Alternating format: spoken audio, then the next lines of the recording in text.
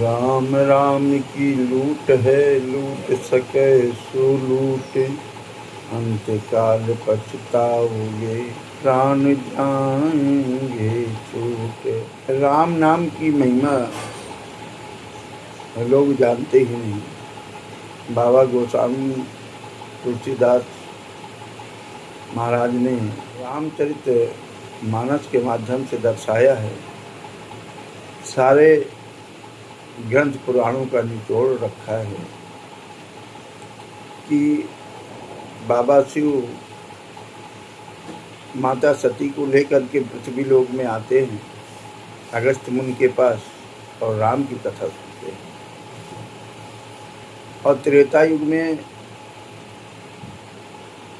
भगवान शिव की भेंट राम की होती है। अयोध्या में जन्मते हैं, विश्वामित्र के द्वारा गुरु शिक्षा प्राप्त करते हैं। जनकपुरी जाके धनुष खंडन करते हैं, सीता से ब्याह रचाते हैं, वापस अयोध्या आते हैं और माता के वचन को, पिता के वचन को रखने के लिए 14 वर्ष का वनवास के लिए वन वन भटकते हैं। रावण के द्वारा माता का अपहरण कर लेने से वन में जो राम, हे खगमृग हे मधुकर सेनी, तुम देखी सीता मृग नैनी, तुम देखी सीता मृग नैनी। भगवान शिव सर झुका के नमन करते हैं। माता सती भगवान शिव को देकर के अचंभित होती है।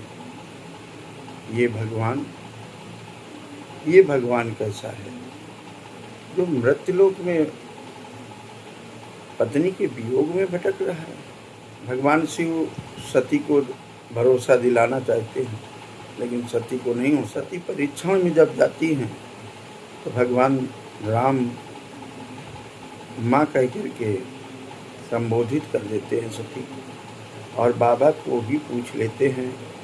माता अचंभित होती हैं और माता को उन्होंने जब अपनी माया दिखाया तो चहुंदे से जब राम लखन सीता के साथ झांकियाँ दिखने लगी तो माता आंख बंद करके बैठ गई और माँ किसी तरह से वहाँ से निकल के जब भगवान शिव के पास पहुँची, वट वृक्ष के पास, तो भगवान शिव ने पूछा तो वहाँ पे भी माँ ने कुछ छिपाव किया तो अपने बगल से आसन उठा के अपने सामने डाल दिया, क्योंकि भगवान शिव ने पत्नी का अपने से एक शिष्य के रूप में माता सती समझ गई।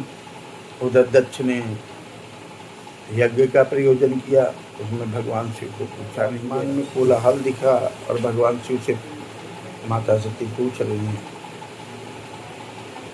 तो भगवान शिव वो सारी चीज़ें बताते हुए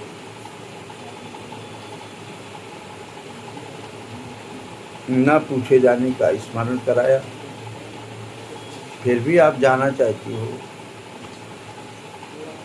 तो उसके लिए नंदी को साथ में भेजा और माता ने वहाँ का व्यवहार देख करके अपने आप को रोक नहीं पाई और उसी यज्ञशाला में, यज्ञ मंडप के बीचों बीच अपने आप को अग्निहोत्र कर दिया। ये सब होने के बाद भगवान शिव का तांडव शुरू हुआ। माता के कई पीठ बने भगवान विष्णु के चक्र के माध्यम से, और फिर माता सीता सती शैलपुत्री के रूप में पर्वतराज के यहाँ, हिमालय पर्वत के यहाँ पैदा हुई और फिर उन्होंने तपस्या की और तपस्या करने के बाद पुनः भगवान राम की कथा माता पार्वती सुन रही हैं। तो मेरा केवल ये सब दर्शाने बताने का मतलब केवल प्रयोजन इतना था कि भगवान राम के शब्द में वो पावर है कि कोई भी भगवान का नाम ले करके इस कलयुग में लोगों को बेवकूफ़ बना सकता है। भगवान राम में वो पावर है, भगवान की कथा में वो पावर है कि आप सोचिए, उनके कथा से लोग मनमुग्ध हो जाते हैं। अर्थात जिसके मुखारविंद से, जिसकी मुखारविंद के वाणी से जो भगवान राम, भगवान का कैलेंडर, भगवान की मूर्ति लगा के भगवान की कथाओं का चर्चा करता है, श्रोता और वक्ता दोनों ही यहाँ भक्त हैं। एक माया से प्रेरित है तो एक माया से त्रसित है। वक्ता लोग श्रोता से सुनते हैं, श्रोता के मुखारबिंद वाणी से मनमुग्ध होते हैं। वो श्रोता ही अपने को भगवान समझ लेता है। क्यों? क्योंकि उसके मुखारबिंद से जो भगवान की कथाओं का वर्णन होता है, इसमें वो भक्त मनमुग्ध हो जाते हैं। और ये सब होने से वो श्रोता अपने को ही भगवान समझता है और भगवान को किनारे करके दैत्य रूप में उपस्थित होता है। फिर उसका शोषण होना शुरू, वो शोषण करना शुरू करता है। उन बेचारों, उन दयावानों कहा गया है कि भगवान सदैव दयालुता में गरीबों के पास ही भगवान होता है, जिसके अंदर भाव होता है। भाव उन गरीबों का बनता है